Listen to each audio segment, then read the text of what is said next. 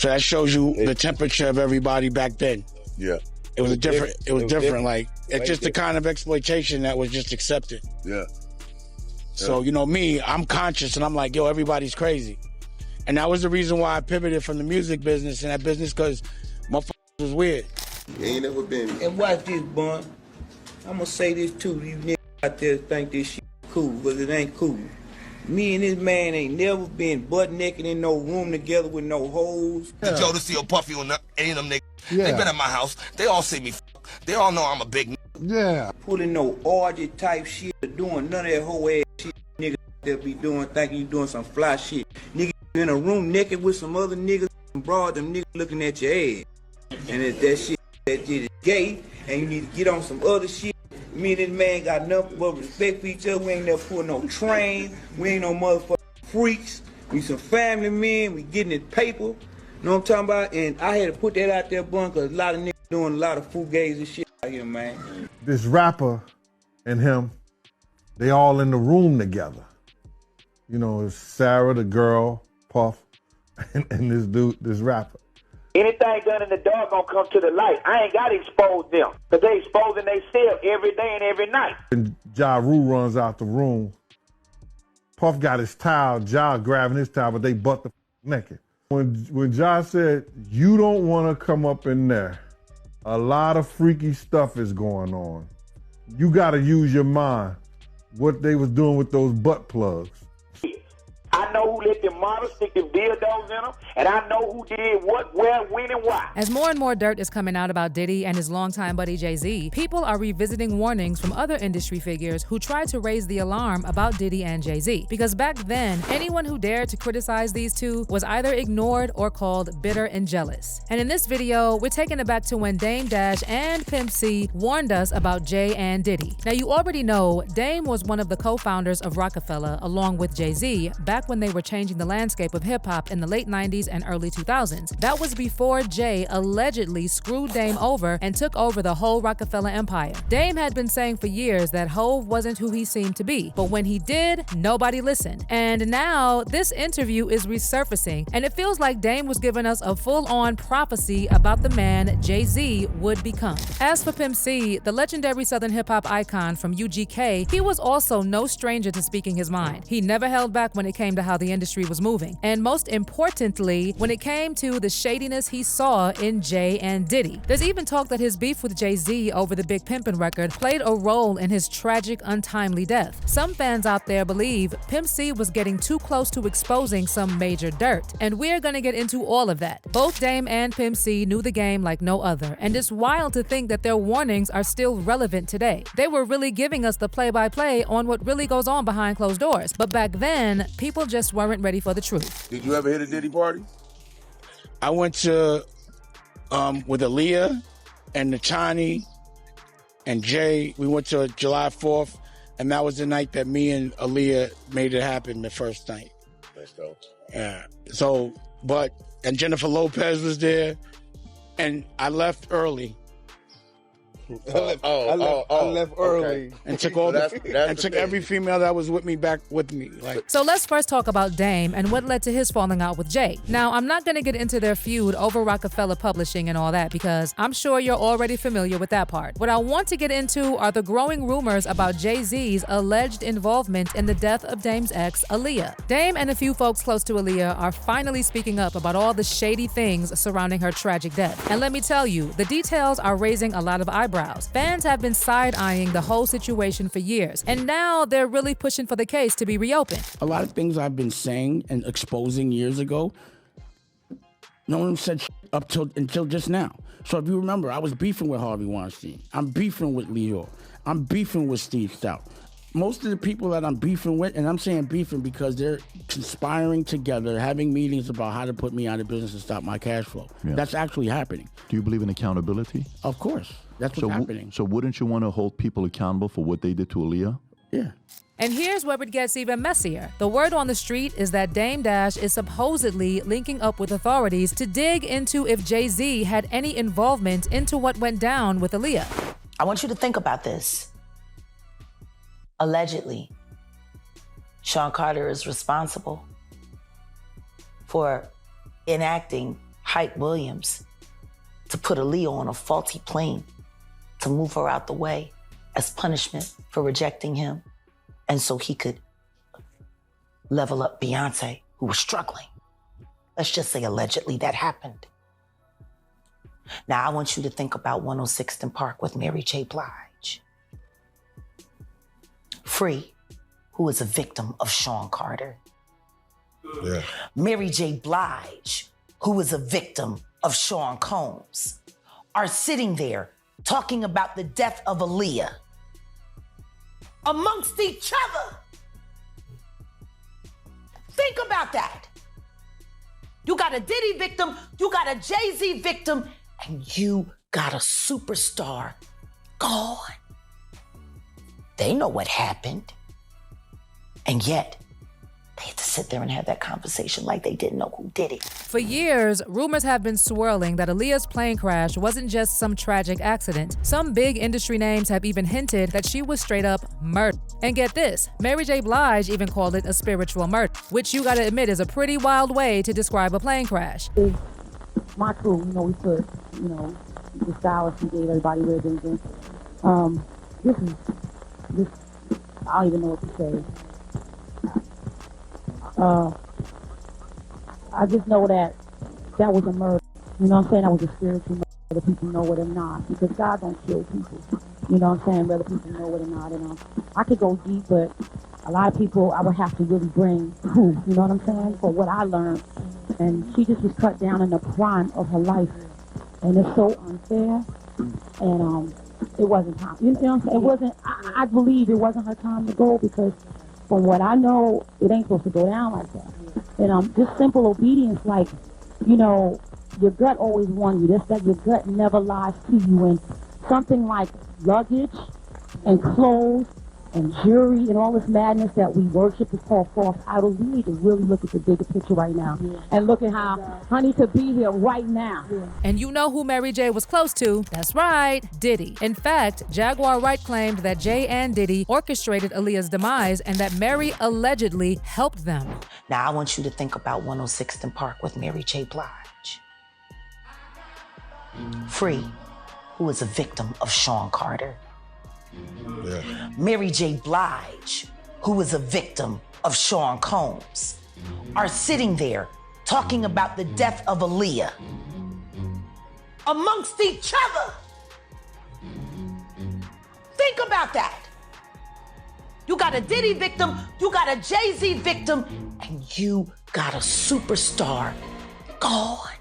By the way, there are also these photos that recently resurfaced of Aaliyah and Jay Z and Dame at one of Diddy's infamous parties. And then when you add to the mix the whole story about Jay and R. Kelly, the whole story gets even more sinister. Fans aren't buying it. Most people are saying Jay not only knew the deal, but he was probably involved in the same mess, or maybe even doing worse. Which brings us to Pimp C, because word on the street is that Pimp C's beef with Jay Z might have had something to do with his untimely death. Yeah, I know it sounds wild, but let's break it down. First, let's give some respect to the legend himself, Chad Lamont Butler, aka Pimp C. If you're a true hip-hop head, you already know Pimp C was one of the coldest to ever do it. He's best known as one half of UGK, Underground Kings, alongside Bun B. And UGK had the South on lock with their unique sound that mixed gritty lyrics with smooth, funky beats. Pimp C wasn't just a rapper. He was a producer, a visionary, and someone who always stayed true to his Southern roots. But let's talk about the drama that went down between Pimp C and Jay Z, which might have played a role in the bigger picture. UGK famously teamed up with Jay Z on the 2000 hit single Big Pimpin'. If you were outside back then, you know that song was everywhere. Produced by Timbaland, it peaked at number 18 on the Billboard Hot 100 and went platinum, becoming one of the defining songs of that era. It was a crossover hit that helped put both UGK and Jay Z on even bigger stages. But the collaboration wasn't as smooth as the final product made it seem. Behind the scenes, Pimp C and Jay Z reportedly had some serious tension. See, Pimp C wasn't just about hopping on any track for the sake of clout. He had his principles, and according to multiple sources, he wasn't feeling Jay-Z's vibe at first, especially because of Jay-Z's past issues with Tupac. You already know how deep the loyalty ran for Pac, especially in the South and the West. So when Jay-Z and Pac had their friction, Pimp C wasn't about to ignore that. According to Greg Taylor, who used to manage UGK, there was a lot of back and forth behind the scenes. Roc-A-Fella co-founder Dame Dash was all about making the collaboration happen, and he reportedly agreed to cut UGK a $1 million check to get them on the track. Now, you'd think that kind of money would seal the deal, right? But here's where it gets interesting. Pimp C wasn't moved by the bag. Taylor says that when he took the offer to Pimp C, the rapper suggested something that left everyone shooketh. He said instead of taking that $1 million check, they should give the money to Tupac's mom, Afeni Shakur. And so I called him instantly because I knew y'all niggas at the house. Right. And I was like, yo, I'm excited. I got $1 million. This is it. Roc-A-Fella is the shit. There's the shit. I called Pimp and these niggas fight. So I calmed them down. And then once Pimp locked in, he was like, wait a minute, Roc-A-Fella. Ain't that where Jay Z at? I was like, yeah. And I didn't get the connection. I was like, he was like, tell him to take that check over to Tupac mama and give it to him for stealing all Tupac's. And I'm like, what? I put him on that Pac life, boy. he went, once I let him hear that Tupac, he went on his mission for me. So Pimp was on the phone, probably thinking it was just him and his people talking. But little did he know, Jay Z was actually on the line listening in. And he heard everything, including Pimp C throwing some serious shade his way. And you saying that Jay heard him say that, yo? Yeah, Jay heard him. He heard him. Because I had to jump up and apologize for this nigga to clean that shit up quick, because I was like, I didn't realize he was in the room. So when I seen Hov there, I was like, oh. And so I told him he had to come down and go see them and go talk to mama and go to lunch with, go to dinner with them and sit down and do it the right way, because that's just how Pimp did it. If you didn't sit down and eat dinner with him and his mama, he ain't gonna break bread with you. That was just the game. Like, that's how he was raised. He had studied music. It was different, man. He knew music from the Conservatory of Music of Art. He had studied from an orchestra standpoint. His mom had invested in his career. So to be who he was, so by the time people seen him, it was the counterculture of discovering hip hop and rap down there. And they were like a country version of Run DMC, him and Bun. Great artists. Or the new Ghetto Boys. It was like Jay Prince had them as the new Ghetto Boys. That's what they were. And luckily, the nigga moved to Atlanta. We was able to get him with Short, and Short just put the game down, and the rest was history. Right. So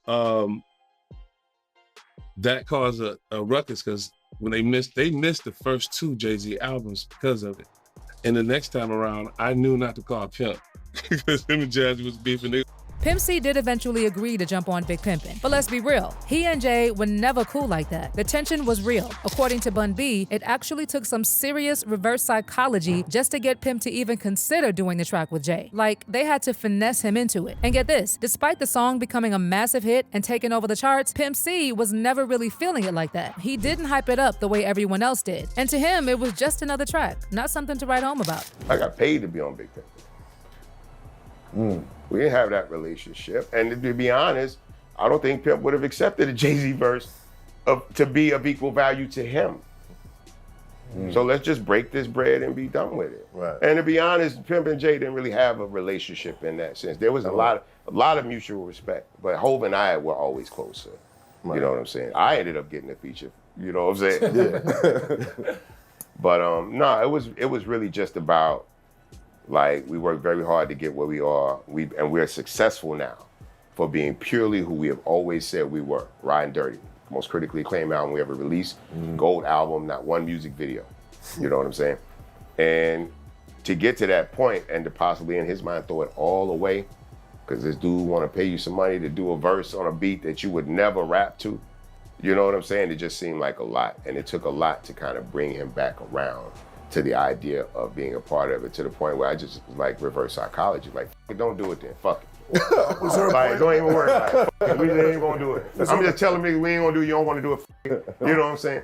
All right, Pee-wee, I'm gonna do it, man. And then there's a rumor swirling around that added even more drama to the already tense situation between Pimp C and Jay Z. According to insiders like Pimp and Ken, there was allegedly a little something going on between Pimp C and Beyonce back in the day. In fact, Pimp and Ken claims that Pimp C actually made a whole private tape with Beyonce. Said, did Pimp C really have a tape of somebody in the industry that would break the internet? You look like you done seen it, Marvin. You done seen it. Marvin seen it. Tell him who it is. Hey, man, tell him who it is. I wish we still trying to find out who was in this Pimp C tape. All I can tell you, there was a famous R&B chick and it was a guy that was getting money at the time. And, you know, Pimp, he used to be in the studio. And every now and then he'd have a camcorder, so he was able to get some footage. And he wanted to do something with the footage, but I don't know why he didn't do nothing with it, but if I could have got a hold of that tape, I'd be a billionaire, man. Hey, whoever it was, they went to keep me, man. I know TMZ would have paid a bank for that one, man. But yeah, it is a tape, and if you read the comments, a lot of people figured out. So we've got the whole X-tape rumor, but now there's another bombshell theory floating around about Jay Z and Pimp C's relationship, and it's coming straight from Jaguar Wright. She's out here saying that Jay Z might have had a hand in Pimp C's tragic demise. He lined up D. Haven, stole his life and identity. He lined up Big L, stole his life and identity. He lined up Dame Dash, stole his life, identity, and took his love. Yeah. I'm saying, Sean Carter, you're a piece of shit. Taking Pimp C wasn't bad enough. You just want to go down there and you want to just remove all of the balls from every real gangster in Houston. Why the fuck did that house burn up? Who the fuck goes to their childhood house for a visit and the shit goes up in flames? That was very weird. The next day, within a week? And no, the next day. The next day. And still, no real investigation on how the house just went up in flames. Man. I guess they paid y'all off. All right, let's rewind to December 2007 for a second, because this story gets wilder by the minute. So Pimp C was chilling at the Mondrian Hotel in West Hollywood, working on new music and getting ready to perform with Too Short. Everything seemed normal until the morning of December 4, when he was supposed to catch a flight back home. His wife Chinara and his cousin Ed were waiting at the airport for him, but when they didn't hear from him, things started to get really concerning. Chinara called the hotel and asked them to check in, and when the staff went to his room, they found Pimp C unresponsive. Tragically, he was pronounced dead shortly after. He was just 33 years old. The coroner's report labeled his death accidental, saying it was due to the effect of his heavy lean use mixed with pre-existing sleep apnea. But here's where things take a turn into sketchy territory. According to DJ Paul from 3 6 Mafia, he received a call from Pimp C's manager, Rick Martin, who claimed he actually saw Pimp's body in the hotel room. And get this, Rick said the room looked like it had been shot up. He was laying down like he was praying, but there was blood around like he was shot. Martin reportedly said they thought he was shot in the head, but they didn't know what the hell happened because there was blood everywhere. They thought he was knelt down like he was praying, and the candles were all the way burnt down. So they knew he'd probably been dead for a day or so because he always lit those candles to sleep. He lit those big, tall candles, and they had been burnt down. So he probably was dead for a while. Child, it seems like every day, more deaths in the music industry are starting to look really suspicious. From Aaliyah to Pimp C, and then don't even get me started on Diddy's ex Kim Porter and Jay's rumored mistress, Kathy White. There's just too much smoke for there not to be some fire, right? The deeper you dig into the industry, the darker it gets. But what's your take on Dame Dash and Pimp C spilling all the tea on Jay Z and Diddy? Did these two know way more than they were letting on? Do you think Jay and Diddy were playing a bigger role in the mess behind the scenes? Drop your comments below and stick around for this next video.